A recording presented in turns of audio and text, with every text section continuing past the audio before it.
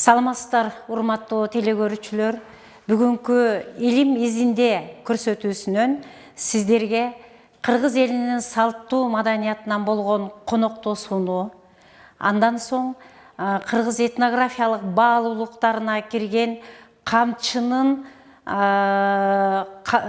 кармап кирген киши канча бир этапка чейин бөлүнгөн сырдуу бир маданиятынан тааныша аласыздар. Эмесе биринчи бөлүгү конок күтүүнү, анан конокко кандай камылга көрүшкөн, мына ушул темадан баштасак. Кыргыз элинде жалаң жакшылар отурган 100 баштуу боз үй бул болуштарда болгон көбүнчө. Мына ушул болуштардын 100 баштуу боз үйүндө кыргыз элинин мен деген жакшылары отуруп, алар коноктолуп, анан ал жерге бейжеке адам киргизилген эмес. Үй ээси ал үйгө, жакшылар отурган үйгө эң жакшы көргөн баласын жана эң жакшы көргөн келинин гана киргизген. Баласынын киргизгенинин себеби, балам ушул жакшылар айткан сөздү угуп, улуулар чапкан жолду чаап, улуулардын уламасын улап кетсе экен деп киргизген. Ал эми жакшы көргөн келининин киргизгенинин себеби, ал ошол жакшылар отурган жерде ар кандай сөз болот, ар кандай суроолор болот. Эгерде суроо берилип калса, орундуу жооп берсин. Ал эми чайды шоркуратпай, акырын куюп маданияттуу сунсун деп киргизген. Конок күтүү маданиятында кийинки муундарга берилүүчү көп сырдуу салттар уланып келген. Ал жерде кыргыздын туткасы ким болот деген маселе козголгон. Эми бул жерде биз белгилеп кете тургандай, азыркы заман менен бир аз салыштырып айтпасак, өтө мындай көркүнө чыкпайт десек болот да. Мисалы ошол мурунку ата бабаларыбыз конок келгенде абдан чоң өзүнүн маданиятын көргөзүп, өзүнүн меймандостугун, ошондой эле конок күтүүнүн этикет нормаларын абдан жакшы сактаган. Мисалы, сырттан келген бейтааныш конок болсун, жолоочу коноктор ал кезде көп болгон. Мына ошол коноктор, кээ бир коноктор жатаар конокпуз, караңгы конокпуз деп өздөрү эле айтып келген. Ал эми кээ бир конокторду кабыл алганда үйдүн ээси салт катары үйдөн чыкпай, конокторду акырын сөзгө тартып, ал коноктор кандай коноктор экен, канча убакытка чейин конок болоорун баамдаган соң, эшиктин алдында же болбосо астанада кымыз куюп аткан, дасторкон салып аткан аялына тымызын белги берген балдар. Мындай белги өтө маданияттуу түрдө берилген. Азыркыдай, байбиче, беркечи сүйлөшөлү дегендей бир одоно сөздөр кеткен эмес. Же абышка чыкчы эшикке сүйлөшөлү деген одоно сөздөр айтылган эмес. Ошол кезде үйдүн ээси конокторду сөзгө алып отуруп, ошол конок канча убакытка чейин конок болоорун билген соң, аялына акырын белги берген. Эгерде чай куюмда эле отура турган конок болсо, ал үйдүн ээси байбичесине чыканактан ылдыйсылап мынтип гана койгон. Бул белги тез арада чайыңарды камдагыла, бул тез кетер конок экен деген белги болгон. Ушул белгилердин баарын берип атканда жанындагыларга байкатпайт. Сөз арасында акырын эле аялына карап белги кылып, сылап түшүндүрүп койгон. Турган жерден унчукпай эле белги катары түшүнүп, ошол боюнча иш аткара берген. Эгерде конок бир 4-5 саат отура турган конок болсо, кишинин саны азыраак болсо, анда үй ээси акырын отуруп, байбичесине карап, денесинин жарым бөлүгүнөн мындай сылап койгон. Ал деген конок 3-4 саат гана олтурат. 3-4 саатка чейин койдун жарты этин гана салгыла деген белги. Мына ошентип алар бир чети экономия, бир чети ошол конок кеткенге чейин ошо койдун жарты эти салынып, бышып, тартылып калсын деген белги. Эч качан ордунан туруп барып кеңешкен эмес. Эгерде конок жатар конок болуп калса, анда акырын байбичесин карап, башынан ылдый денесин мындай сылап койгон. Бул деген койду сойгула, башы менен бүтүндөй койду бүтүн салгыла, жатар конок деген белгиси экен. Мына ошондон улам байбичеси эшикке чыгып, конок камылгасын балдары менен, үйдөгү кишилер менен конок камылгасын көрө берген. Ал эми үйеси ал жай сурашып, өткөн кеткенди сурашып, жакшынакай сөз маданиятына тартып, аябай сөздүн кызыгына тартып, дасторконго караңыздар деп сылык сыпа мамилени жасап, конок менен жакшынакай отурган этикет нормасы болгон. Мына ошентип кыргыздар өз ара конок күтүүдө тымызын белги менен конокту кандай күтүү керектигин билип алышкан. Эгерде конок шашылыш болсо дагы ары бери бирдекени тез куруй койгула дегендей белги бергендиктен ары бери тамак дасторконго тез келип турган. Биз байыркы ата бабаларыбыздан калган баалуулуктардан өтө көп нерселерди алып өзүбүзгө бүгүнкү турмушка колдонсок болот. Биз азыр ошол баалуулуктардын далайын жок кылып алдык. Баалуулуктардын көбүнө маани бербей кайдыгер карап калдык. Казанда кайнаган ашың болбосо дагы конок келгенде жаркыраган, жайнаган кашың болсун деген бизде макал бар. Мына ушунун дагы философиялык мааниси абдан терең. Конок келгенде үңүрөйбөй, чүңүрөйбөй, тимелей, кайдан келатасыңар деген бир суроолорду бергенди биз адат кылып алдык. Бул туура эмес. Ошондуктан конок келгенде дайыма кабагыңарды жайнатып кабыл алуу бул байыртан келаткан салтыбыз. Эми конок күтүүдө кыргыздын абдан жакшы этикет нормалары, маданияты болгондуктан биздин элди изилдеген этнографтар, тарыхчылар абдан баалуу нерселерди байкашкан, сезишкен. Ошондуктан кыргыздар өтө меймандос, кыргыздардын дасторкону ушундай деген сөздөр Европага, Батыш өлкөсүнө, Америкага чейин тараган. Себеби биздин элдин мурунтан сактап келаткан баалуу этнографиясы, маданияты абдан жогору болгон. Биздин эл азыр ошону улантып кетсек дегенден тимеле мындай көзүбүз чачырап турат да. Себеби канча керек биз мурунку бабалардын жыйнаган баалуулуктарын азыркы муундарга өткөрүп берүү бул негизги парзыбыз деп эсептейбиз. Себеби кыргыз эл конок келгенде үйгө кут келет, дасторкон жайнайт, үйдөгү атмосфера, үйдөгү неме өзүнчө аура өзгөрөт деп ушунчалык конок келген күндө күтүшкөн. Кейбир маалыматтарга караганда кыргыздар чоң жолдун боюна чыгып келеткан жолоочуларды өздөрү чакырып кирген деген дагы маданияттуу бир немелер жазылганда тарыхта. Себеби алар ошол күнү конокту өзүнө алып, ошол келаткан коноктон кандайдыр бир маалымат алып турганга дагы куштар болушкан, кызыктар болушкан. Анан калса ошол конок келгенде жалгыз кою болсо дагы сойгонго даяр болгон. Ал эртеңкисин ойлогон эмес. Эртең балдарым эмне жейт деп. Конок ушунчалык алар үчүн аябай ыйык адам катары сезилген. Ошондуктан алар ойлонбостон туруп, акыркы кою калса дагы ошону союп, жаркырап коногун тосо билген. Мына ошондой маданиятыбызды биз жоготпошубуз керек. Ошондуктан биз кыргыздын коноктосуу салтындагы өз ара мамилелерди жана этикет нормаларды айтып коюуну туура көрдүк.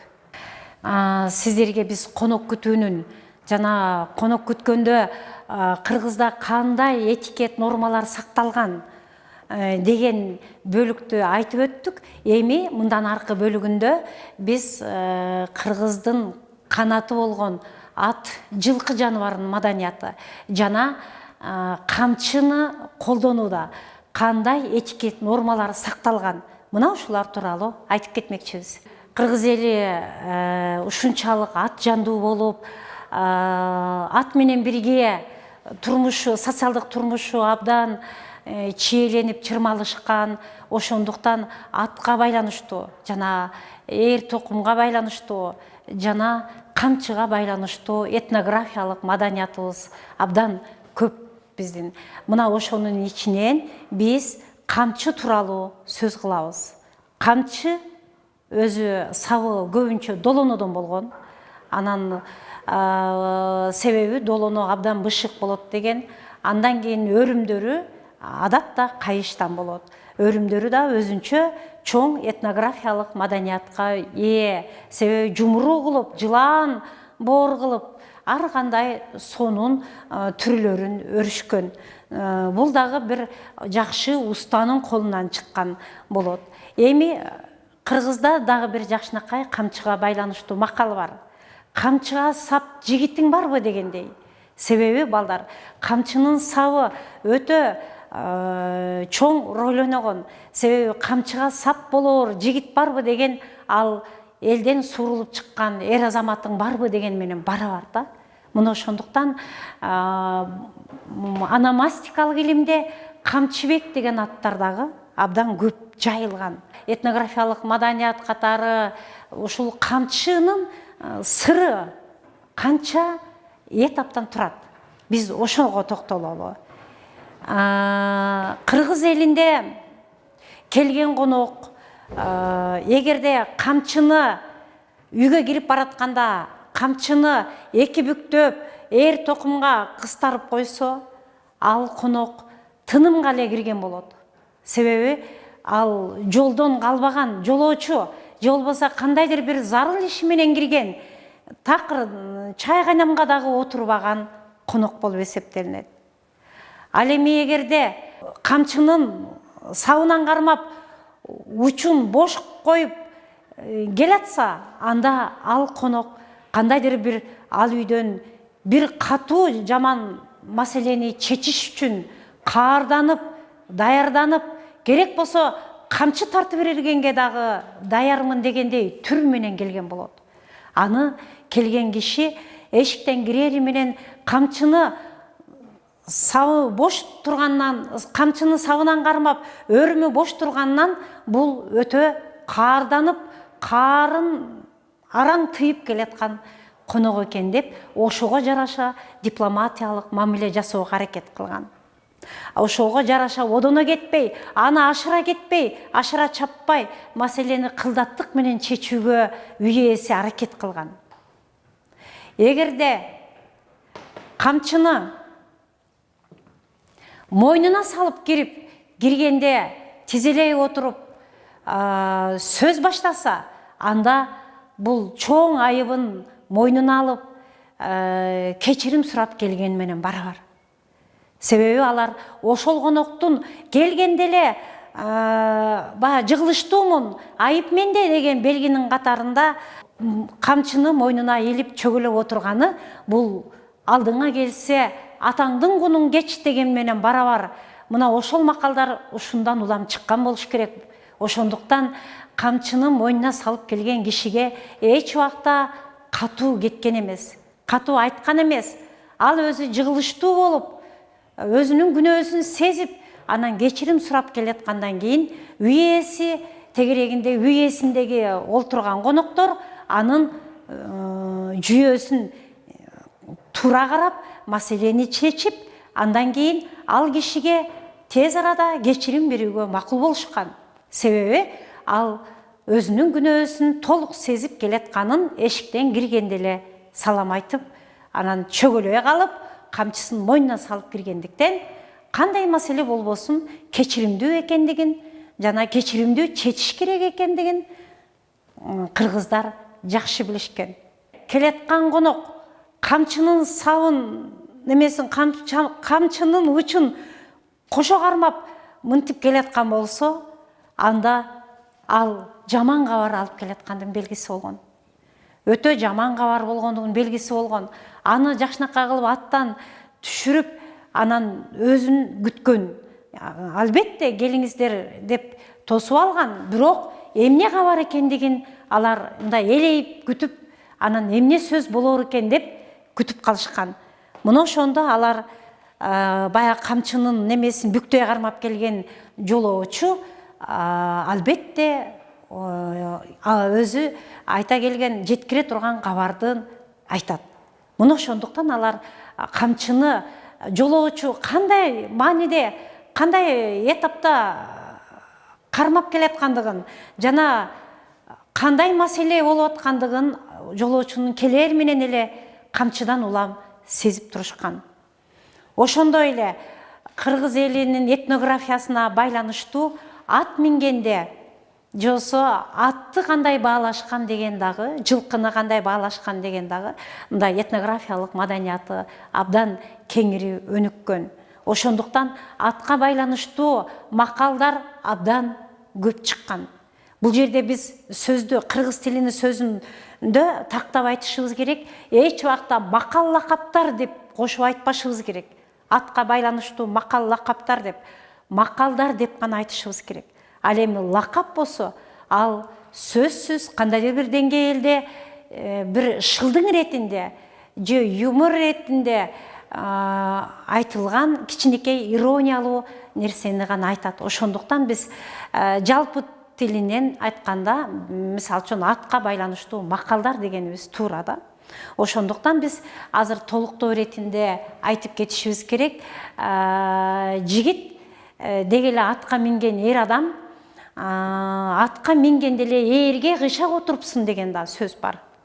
Бул иши жүрбөй калган же бир ишти бүтүрө албаган эр жигиттерди сен атка мингенде эле кыйшак мингенсиң деп айткан. Атка минүүнүн да маданияты болгон жана атка мингенде жолоочу эч убакта токтоп же артына кайрылган эмес.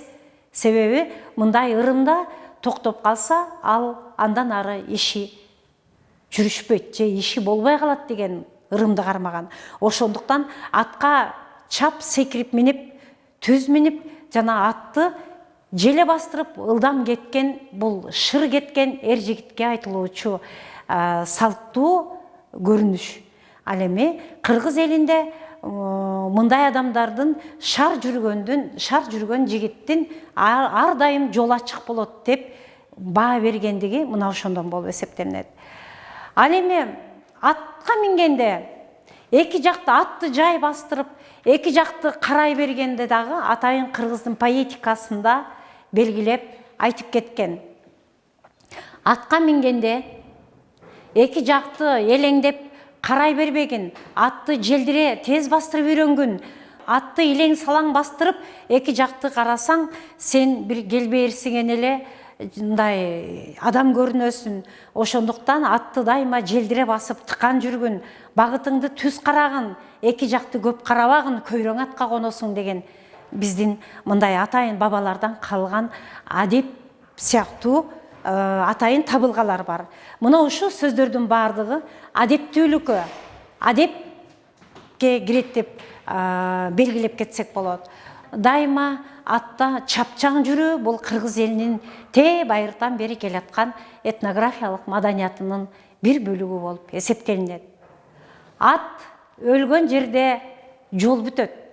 Ат адамдын канаты дейт. Себеби мурунку байыркы орто кылымдарда башка транспорт болбогондуктан ат негизги, ат төө бул негизги биздин транспорттук каражатыбыз болгондуктан кыргыз эли ушунчалык жылкыга маани берген, жылкыны асырай билген, жылкыдан кандай мындан жорго чыгабы, күлүк чыгабы же таскак чыгабы деп анын сөөгүнөн, сөөк түзүлүшүнөн маани берип, абдан саяпкерчилер муну алдын ала сезе билишкен. Ошондуктан бизде жылкы жаныбарына байланыштуу макалдар абдан көп. Дагы бирөөнө токтолуп кетели. Ат жалына казан астыйт. Эмне себептен айтылган? Өзүңүздөр элестетиңиздер, аттын жалына эч убакта от жагып казан асылбайт. Бул деген сөз өзүңдүн күл азыгың болсо аттан түшпөй, ошо эрде отурган таризде жолду бузбай, токтотпой азык алып кете бер деген. Алар чаначынан дайыма чанашты илип жүрүшкөн да, чаначынан кымызын, чалабын дайыма ичип, кургак немесин жеп кете берген.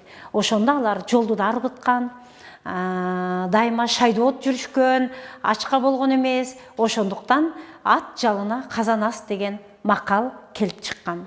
Урматтуу телекөрүүчүлөр, бүгүнкү илим изинде рубрикасынан сиздерге кыргыздын баалуу маданияты болгон конок күтүү салтын,